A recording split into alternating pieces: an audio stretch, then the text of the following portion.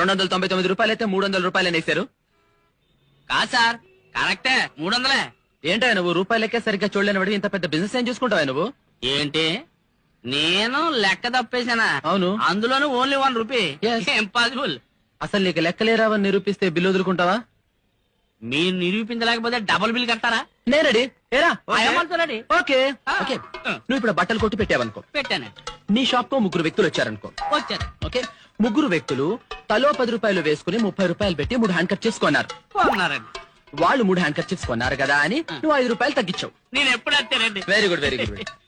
అప్పుడు మీ కుర్రాడు తీసుకెళ్లి 5 రూపాయలు వాళ్ళకి వెనక్కి ఇచ్చాడు. వాళ్ళు సంతోషించి కుర్రాడికి 2 రూపాయలు టిప్ ఇచ్చి మిగిలిన 3 రూపాయల్లో తలా 1 రూపాయి తీసేసుకున్నారు.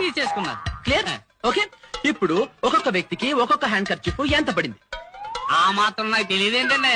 10 రూపాయల్లోనూ తల రూపాయి వెనకొచ్చాను కాబట్టి 9 రూపాయలు అయిందండి. ఓకే, 3 9 ఎంత? 27 అండి. కుర్రాడికి టిప్ ఎంత ఇచ్చాము? 2 రూపాయలు. ఇప్పుడు 27 ప్లస్ 2 ఎంత? 27 ప్లస్ 2 29 రూపాయలండి. మరి రూపాయి ఏమైంది?